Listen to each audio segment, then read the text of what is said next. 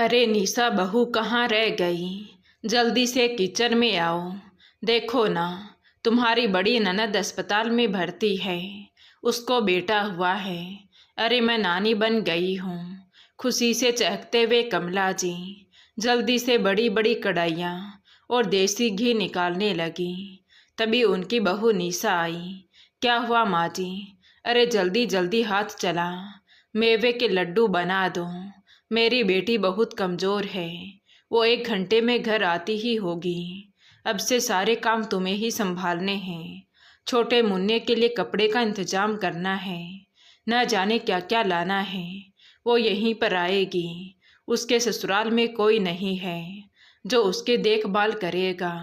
और हाँ बहू, लड्डू बन जाएं तो उसके लिए कुछ हल्का नाश्ता बनाना। ज़्यादा मिर्च मसाले वो अभी नहीं खाएगी। तब तक मैं देखती हूँ उसका कमरा साफ हुआ है कि नहीं।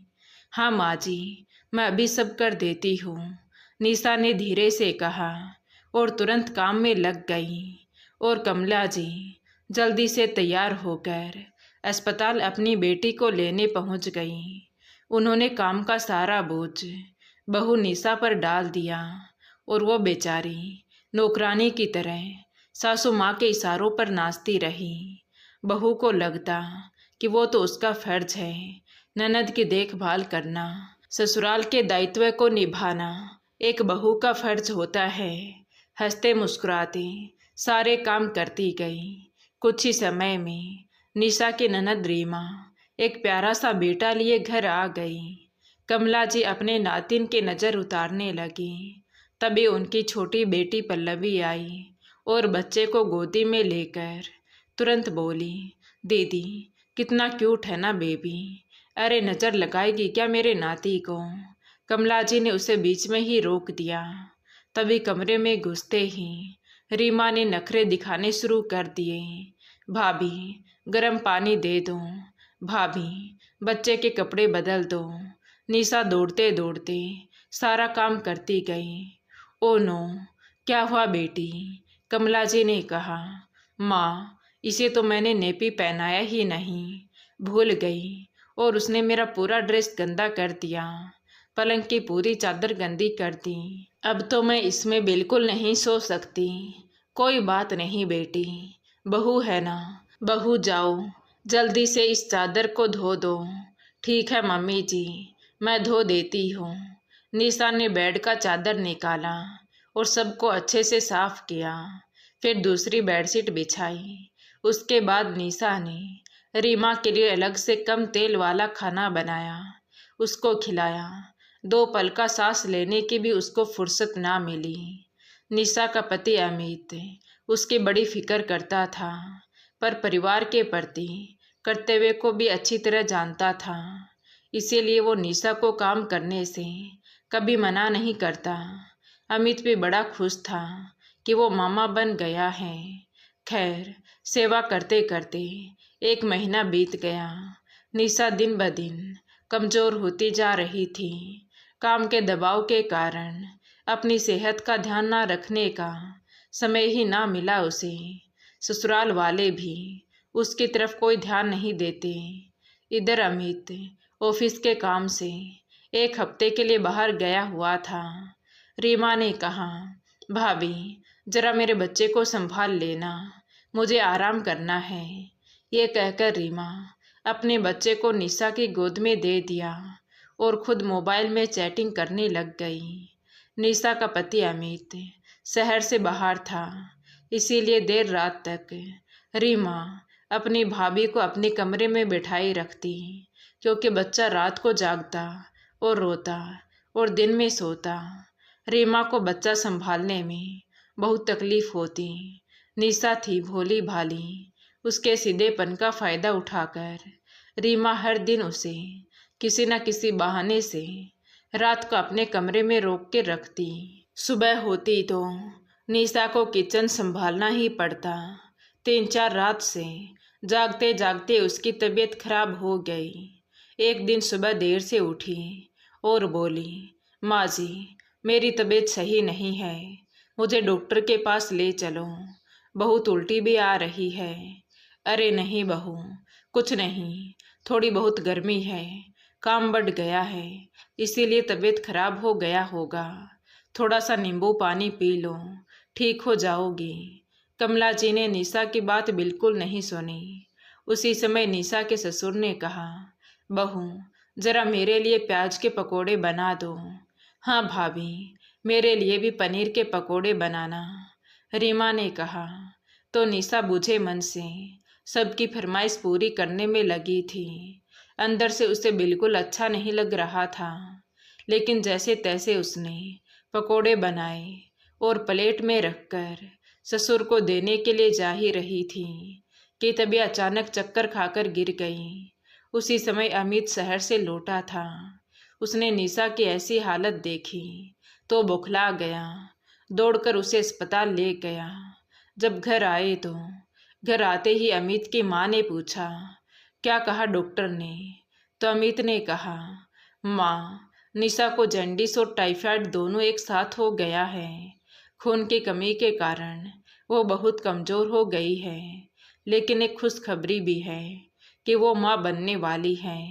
डॉक्टर ने कम से कम 1 से 2 महीने बेड रेस्ट की सलाह दी है, क्योंकि वो बहुत कमज़ोर है। ये कहकर अमित निशा को आराम करने के लिए कमरे में ले गया। फिर माँ से बोला, माँ निशा के लिए परहेज वाला खाना बना दो, डॉक्टर ने वही खाने के लिए बोला है। तब तक मैं उसकी दवाइयाँ देता हूँ और बता देता हूँ कि कौन सी दवाई कब खानी है। तो कमला जी ने कहा, देख बेटा, इस उम्र में मुझसे तेरी बीवी की देखभाल नहीं होने वाली। वैसे भी डॉक्टर लोग बड़ा चढ़ाकर बातें बता देते हैं। कौन सा उसे झाड़ू पोछा, गंदे बर्तन धोना है, खाना तो अपने लिए वो खुद ही बना सकती है, उसमें कौन सी ताकत लग जाएगी। मेरे से ये सब उम्मीद मत कर। ये कैसी बातें कर रही हो माँ? निशा को जॉन्डिस और टाइफाइड दोनों एक साथ हो गया है। साफ दिख रहा है कि वो कितनी कमज़ोर हो चुकी है, और तुम बोल रही हो कि वो अपना खाना खुद बना ले, जबकि वो ठीक से खड़ी भी नहीं हो सकती और प्रेग्नेंट भी है। देख अमित, ऐसे ही मुझे अभी सबका खाना बनाना पड़ेगा। वो महारानी जो बिस्तर पर पड़ चुकी है, ऊपर से उसके लिए मरीजों वाला खाना बनाना मेरे बस की बात नहीं है। उसे उसके मायके छोड़ आओ, वहीं पर उसकी खातिरदारी हो जाएगी। तू ये उम्मीद मत करना कि मैं तेरी बीवी की कोई खातिरदारी करने वाली हूँ। अमित ने कहा, कैसी बातें कर रही हो माँ? निशा को मायके छोड़ दूँ, और वो भी इस हालत में? वहाँ पर कौन है जो उसकी देखभाल करेगा? उसकी माँ है जो बीमार रहती है और उनके हाथ में कुछ नहीं है, वो उसके लिए कुछ कर ही नहीं पाएंगी। उसकी एक भाभी है जो कि ननद का आना बिल्कुल पसंद नहीं करती। मैं कैसे निशा को उसके मायके छोड़ दूँ? निशा मेरी पत्नी है माँ, तुम्हारी बहू है। अगर आज उसकी तबीयत खराब है, उसे हमारी ज़रूरत है, तो उसकी देखभाल करना हमारा फ़र्ज है, ना कि उसके मायके वालों का। ये भी तो 1 महीने से दीदी और उसके बच्चे की लगातार सेवा कर रही है। क्या नहीं किया इसने? सूसू पोटी तक साफ किया। जब वो अपने कर्तव्यों के प्रति पीछे नहीं हटी, तो आप लोग क्यों हट रही हैं? माँ, ये मुझे आपका दोगलापन समझ में नहीं आता। जब घर में कोई बीमार होता है तो निशा उसकी सेवा जी जान से करती है, और आज जब निशा को ज़रूरत पड़ी है तो तुम ऐसी बातें बोल रही हो जैसे वो आपकी कुछ लगती ही नहीं। ऐसा कैसे कर सकती हो तुम? और माँ, पल्लवी भी तो है तुम्हारी मदद के लिए। तुम बाकी लोगों का खाना बना लेना, निशा का खाना पल्लवी बना देगी। इतना तो पल्लवी कर ही सकती है ना। तब तक पल्लवी ने कहा, भैया मुझसे ऐसी कोई उम्मीद मत करो, मेरा कॉलेज है, मैं 1 गिलास पानी भी नहीं देने वाली। तो अमित बड़ी बहन रीमा की तरफ देखने लगा। हाँ भाई, मुझसे भी कोई उम्मीद मत करना, क्योंकि मेरा बच्चा छोटा है और मुझे अभी भी बहुत कमज़ोरी लग रही है। ऐसा करती हूँ, मैं आज ही ससुराल चली जाती हूँ। अमित ने कहा, वाह दीदी, तुम तीनों माँ बेटी कितनी मतलबी हो। जब निशा सबके लिए करती है तो वो अच्छा, और जब आज उसे ज़रूरत पड़ी है तो तुम सब उसे किनारा कर रहे हो। तब तक अमित के पिताजी मोहन जी आ गए और बोले, बकवास मत करो अमित, बहू का फर्ज होता है ससुराल वालों की सेवा करना। हम तुम्हारी बीवी के नौकर नहीं हैं कि उसकी सेवा करते रहें। चुपचाप जाकर निशा को उसके मायके छोड़ आओ। हम उसे यहाँ बिठाकर नहीं खिला सकते। जब वो ठीक हो जाएंगी तब ले आना। चाहे तो उसे इलाज के लिए पैसे भी दे देना, पर इस उम्मीद में मत रहना कि तुम्हारी माँ या बहन तुम्हारी बीवी की सेवा करेंगी। वो बहू है इस घर की, बेटी नहीं, जो उसे हम सिर का ताज बनाकर रखेंगे। समझे कि नहीं? कहकर अमित के पिताजी वहाँ से चले गए। अपने घर वालों का रूखा व्यवहार देखकर अमित को बहुत धक्का सा लगा। जो निशा एक टांग पर खड़ी होकर उसके घर वालों का हर काम करती थी, आज जब उसे ज़रूरत आन पड़ी है तो सब उससे कन्नी काट रहे हैं और उसे उसके मायके भेजने की बात कर रहे हैं। क्या बहू का फर्ज सिर्फ ससुराल वालों की सेवा करना है? क्या वो इंसान नहीं होती? ये सोचकर अमित घर से बाहर आ गया तो मौका देखते ही कमला जी निशा के कमरे में गई और बोली, बहू बहुत नौटंकी करती हो। क्या ज़रूरत है अभी बच्चा पैदा करने की? अभी तो मेरी मंजली बेटी भी प्रेग्नेंट है, उसकी भी तुमको सेवा करनी थी। जाकर इस बच्चे को गिरा दो, कोई दवा खा लो, कुछ समय बाद पैदा कर लेती। कमला जी की बातें सुनकर निशा हक्की बक्की रह गई। 5 साल शादी को हो गए थे, सब लोग उसे बांझ का ताना देते थे और आज जब ईश्वर ने गोद भरी है तो सास उसे बच्चा गिराने की बात कर रही है। क्या कोई खेल है कि आज नहीं कल खेल लेंगे? उसकी आंखों में आंसू आ गए। कितनी स्वार्थी है सास। उसे मन ही मन बहुत गुस्सा आ रहा था। उसी समय अमित कमरे में पहुंचा और ताली बजाते हुए बोला, वाह माँ वाह, किस जन्म का दुश्मनी निकाल रही हो। आज जब बहू की गोद भरी तो तुम जश्न मनाने के बजाय मातम मना रही हो। तुम ही वो इंसान हो ना जो सबसे ज़्यादा निशा को ताना देती थी कि वो बांझ है और वो बेचारी सुन के चुप हो जाती थी। अमित ने गुस्सा होकर कहा, कान खोलकर सुन लो माँ, निशा कहीं नहीं जा रही है, यहीं रहेगी। मैं करूँगा उसकी सेवा। कोई ज़रूरत नहीं तुम लोगों को मेरी बीवी की सेवा करने की। वो मेरी बीवी है, मैं देख लूँगा, लेकिन मैं उसे उसके मायके कभी नहीं भेजूँगा। हर कदम पर उसने मेरा और मेरे घर वालों का साथ दिया है और आज जब वो बीमार है तो हम उसका साथ छोड़ दें? मेरी तुम लोगों जैसी छोटी सोच नहीं है। इतना कहकर अमित निशा के बहते आंसू को पोंछने लगा। अमित को देखते ही निशा फूट फूट कर रोने लगी। वो बहुत घबरा गई थी।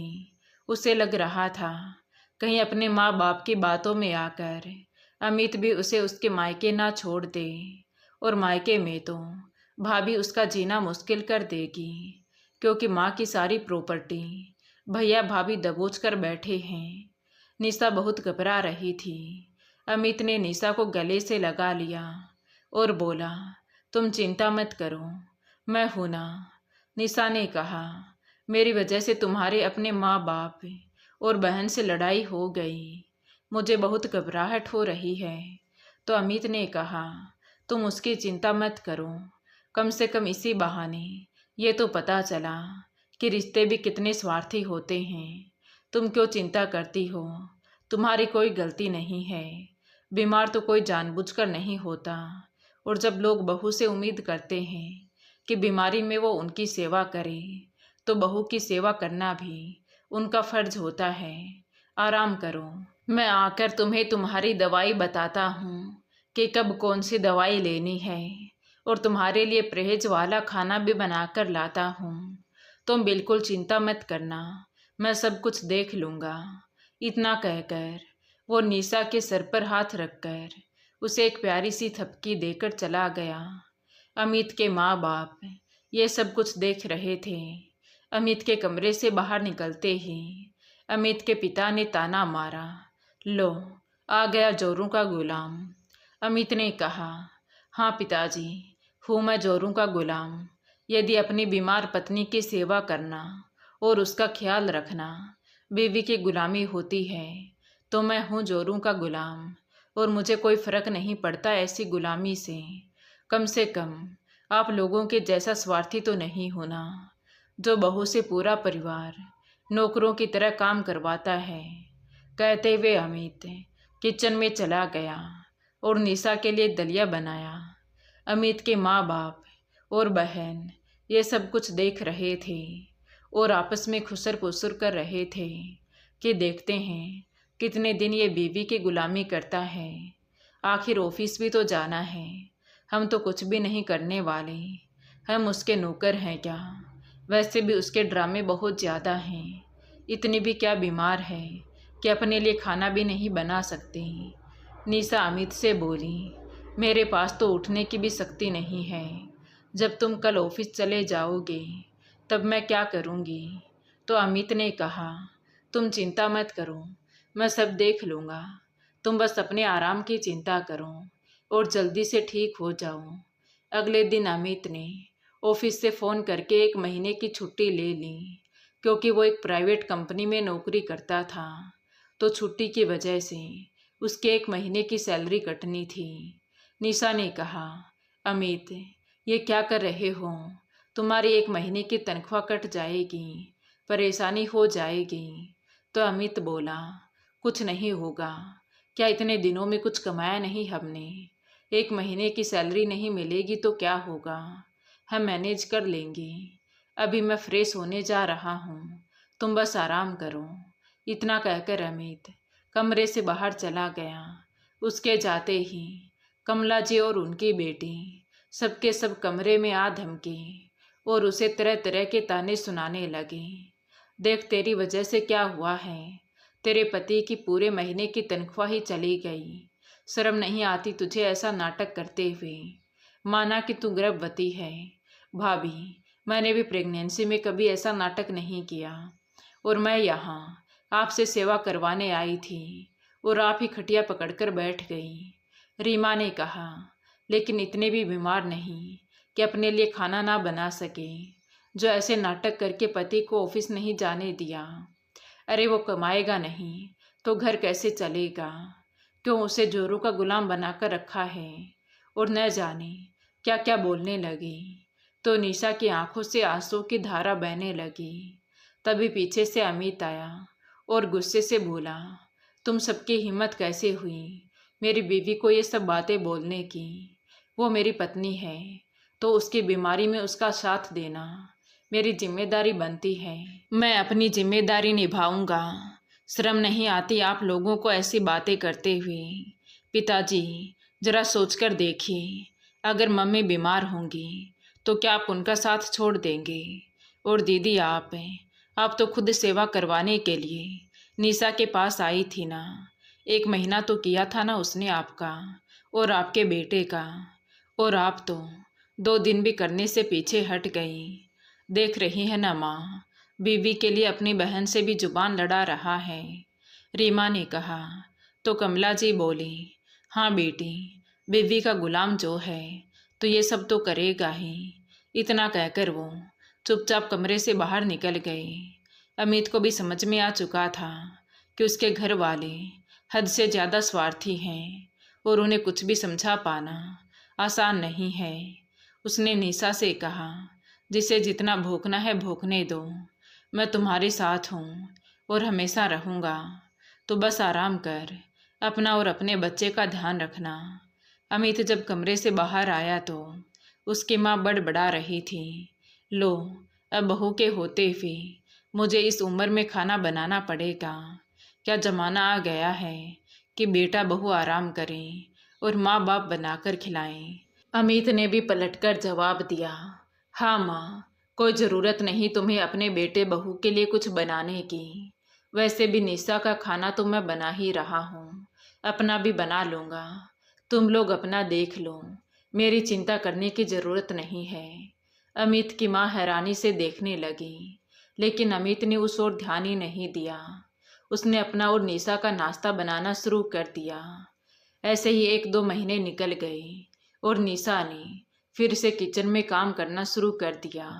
घर की बागडोर फिर से उसके कंधों पर आ गई थी। उसकी छोटी ननद पल्लवी की शादी पक्की हो गई और 3 महीने बाद ही उसकी शादी थी। कमला जी ने शादी की सारी जिम्मेदारी ऐसी हालत में भी निशा के कंधों पर सौंप दी। खुद माँ बेटी शॉपिंग पर निकल जाती और वहाँ से लौटती तो उन्हें बना बनाया खाना मिलता। फिर एक रात मंजली बेटी का फ़ोन आया, माँ मेरी सास बीमार है और मेरा 8वां महीना चल रहा है, अब मुझसे कुछ भी काम नहीं होता। अरे तो कोई बात नहीं बेटी, तू चिंता मत कर, इधर आ जा, यहाँ तेरी भाभी ठीक है, वो सब कर देगी, तू इतना सोचती क्यों है। फिर क्या था, मंजली बेटी किरण भी मायके आ धमकी। अब निशा के ऊपर जिम्मेदारियां और बढ़ गई। एक तो वो खुद प्रेग्नेंट थी, ऊपर से ननद की सेवा करना, उनकी फरमाइशें पूरी करना, समय समय पर सूप बनाना, जूस बनाना। फिर से उसकी हालत खराब होने लगी। सासू माँ और पल्लवी तो हाथ भी ना बटाती थी। निशा को भी चक्कर आते, उल्टियाँ होती, पर कमला जी उसका ध्यान ना रखती। उन्हें शॉपिंग से ही फुर्सत नहीं मिलती थी। अमित से उसके चेहरे की उदासी छिप ना सकी। वो सुबह ही कहीं निकल गया और फिर शाम को आकर निशा से बोला, निशा थोड़ी तकलीफ तो होगी, लेकिन हमें दूसरे घर में शिफ्ट होना है। निशा ने हैरानी से कहा, क्या ये तुम कैसी बातें कर रहे हो अमित। तो अमित बोला, क्या फ़ायदा ऐसे घर में रहने का जहाँ तुम्हारे सीधेपन का बार बार फ़ायदा उठाया जा रहा हो। इसलिए हम आज ही किराए के घर में शिफ्ट हो रहे हैं और अभी तुम्हारी तबीयत फिर से बिगड़ रही है, तो मैं नहीं चाहता कि बच्चे पर कोई असर आ जाए। चलो हमें जल्दी से वहाँ पर शिफ्ट होना है। इस घर के लोगों ने तुम्हें कभी अपना नहीं समझा। इनके हिसाब से बहू एक मशीन होती है जो बिना रुके चलती रहे। सिर्फ बहू के फर्ज होते हैं। अमित के माता पिता और बहनें बाहर खड़ी होकर ये सब बातें सुन रही थी। उन्होंने अमित को उल्टा बोलना शुरू कर दिया। वाह, आज अपने माँ बाप और बहन को छोड़कर जा रहा है। उसने अलग कर दिया ना एक भाई को उसकी बहन से, और एक माँ बाप से उसके बेटे को अलग कर दिया है। तो अमित बोला, निशा ने कुछ भी नहीं किया माँ, जो भी किया है आप लोगों ने किया है, और अच्छा हुआ ये सब कुछ हुआ। कम से कम इसी बहाने आप लोगों का असली चेहरा तो सामने आया, ताकि मेरी भी आंखें खुल गई। ये सुनकर कमला जी ने कहा, थोड़ी तो शर्म कर बेटा, 2 महीने बाद तेरी बहन की शादी है और तू अब घर छोड़कर जा रहा है अपनी बीवी को लेकर। बहन की शादी कौन करेगा और सारी तैयारियां कौन करेगा? क्या तेरी बीवी की कोई जिम्मेदारी नहीं है कि वो ननद की शादी की तैयारी करे? तुझे और तेरी बीवी को शर्म नहीं आती इस तरह घर छोड़कर जाते हुए, अपनी सारी जिम्मेदारियों से भागते हुए? तभी अमित ने कहा, अच्छा अब वो इस घर की बहू बन गई और जब उसे ज़रूरत थी तो उसे उसके मायके छोड़ आओ। वाह माँ, क्या कानून है तुम्हारे। जब अपना काम हो तो घर की बहू, और जब बहू को ज़रूरत हो तो वो नाटक है। लेकिन एक बात कान खोलकर सुन लो माँ, निशा ने अब तुम्हारी बेटियों की डिलीवरी का कोई ठेका नहीं ले रखा है। आपकी बेटियां हैं, उसकी जिम्मेदारी उठाना आप लोगों का फ़र्ज है, क्योंकि बच्चों की जिम्मेदारी माँ बाप के ऊपर होती है, ना कि भाई के ऊपर। हाँ, मेरी जिम्मेदारी आप लोगों के प्रति है, तो आप लोगों की सेवा मैं करूँगा, तन से भी और धन से भी। लेकिन बहन की जिम्मेदारी मेरी नहीं है। जिस तरह से आप लोगों ने मेरी शादी की, उसी तरह से अपनी बेटी की भी शादी कीजिए और मुझसे उम्मीद मत कीजिए। आपकी बेटी आप जाने, इस घर पर जितना मेरा हक है उतना ही उनका भी है। इस घर के आधे हिस्सेदार वो भी हैं, तो अपना हिस्सा लें और अपनी जिम्मेदारी भी निभाएं। पर मेरी उसके प्रति कोई जिम्मेदारी नहीं। और हाँ, आप लोग मेरे माता पिता हैं, ना कि मेरी पत्नी के। अब निशा आपकी कोई जिम्मेदारी नहीं उठाएगी। जो कुछ भी करूँगा मैं करूँगा। मेरी पत्नी से कोई उम्मीद मत रखिएगा। ऐसा मैं इसलिए कह रहा हूँ क्योंकि ऐसा कहने के लिए आप लोगों ने ही मुझे मजबूर किया है। अब मैं और मेरी पत्नी घर छोड़कर जा रहे हैं। अमित के माता पिता और बहन को अब समझ आ चुका था कि मामला बहुत बिगड़ गया है और अब पासा उल्टा पड़ चुका है। उन्होंने अमित को मनाने की कोशिश की और प्यार से बोले, अरे बेटा, तू तो हमारी बातों का बुरा ही मान गया। हम बूढ़े हो गए हैं, कुछ भी बोलते हैं, हमारी बातों को दिल पर मत लिया करो। तेरे अलावा हमारा और कौन है? और निशा हमारे लिए नहीं सोचेगी तो कौन सोचेगा? तभी अमित बोला, आप लोगों के जुबान से मेरे अलग होने के नाम से ही शहद टपकने लगा। तभी पल्लवी ने कहा, क्या भाई, छोटी छोटी बातों को दिल पर लेकर बैठ जाते हो? अब हम भाभी का ध्यान रखेंगे, किचन में हाथ बटाएंगे, सब्जियां काटेंगे। भाभी इस घर की बहू है, उसके लिए हम नहीं करेंगे तो कौन करेगा? आप भाभी को लेकर कहीं मत जाओ, भाभी की पूरी सेवा हम करेंगे। ये सुनकर अमित बोला, मैं अब तुम लोगों की चिकनी चुपड़ी बातों में नहीं आने वाला। तुम लोगों का असली रंग तो मैं बार बार देख चुका हूँ और मुझे जो बोलना था मैंने बोल दिया। जिम्मेदारी मेरी है तो मैं करूँगा, ज़रूरत पड़ेगी तो मैं माँ पापा के पास हाजिर भी हो जाऊँगा। लेकिन आज मुझे सच्चाई समझ में आ गई कि हर घर में सास ससुर की सेवा सिर्फ और सिर्फ बहुएं करती हैं। बेटा तो ज़्यादातर घर के बाहर रहता है, लेकिन उस बहू को कभी भी ससुराल में सम्मान नहीं मिलता। जिंदगी भर उसे यही सुनना पड़ता है कि ये बहू का फर्ज है। और आज भी तुम लोगों का मुझे रोकने का कारण ये नहीं कि मैं तुम्हारा बेटा हूँ और तुम्हें मुझसे बहुत प्यार है, बल्कि ये है कि तुम्हारी बहू निशा घर से चली जाएगी तो घर कौन संभालेगा, तुम लोगों की सेवा कौन करेगा। सिर्फ इस वजह से तुम लोग मुझे रोक रहे हो। लेकिन माँ, अब मेरा फैसला नहीं बदलेगा। बहुत सोच समझकर मैंने ये फैसला लिया है। निशा को भी अब वो सम्मान मिलेगा जिस सम्मान की वो हकदार है। बस भगवान से दुआ करो माँ कि तुम्हारी बेटी के साथ ऐसा कुछ ना हो जो तुम बहू के साथ कर रही हो। इतना कहकर अमित निशा को लेकर चला गया और वो सब उसे जाते हुए देखते रह गए। आज उन्हें बहू की कीमत समझ आ रही थी, लेकिन अब बहुत देर हो चुकी थी। दोस्तों, रिश्ते सिर्फ अधिकार जताने से नहीं बल्कि एक दूसरे का साथ देने से मजबूत होते हैं। बहू का फर्ज अगर परिवार की सेवा करना है तो परिवार का भी फर्ज है कि उसकी तकलीफ में उसका साथ दे। बहू घर की नौकरानी नहीं, वो भी एक घर की सदस्य होती है। इसलिए किसी भी रिश्ते में सिर्फ अपने अधिकार मत देखिए, अपनी जिम्मेदारी भी समझिए। जो व्यक्ति आपके लिए मुश्किल समय में खड़ा रहता है, उसके मुश्किल समय में उसका साथ छोड़ देना रिश्ते की नहीं बल्कि इंसानियत की हार है। तो दोस्तों, आपको ये कहानी कैसी लगी कमेंट करके ज़रूर बताएं। कहानी अच्छी लगी हो तो प्लीज़ वीडियो को लाइक करें, शेयर करें और हमारे चैनल कहानी विद देवांशी को सब्सक्राइब ज़रूर करें। Thank you.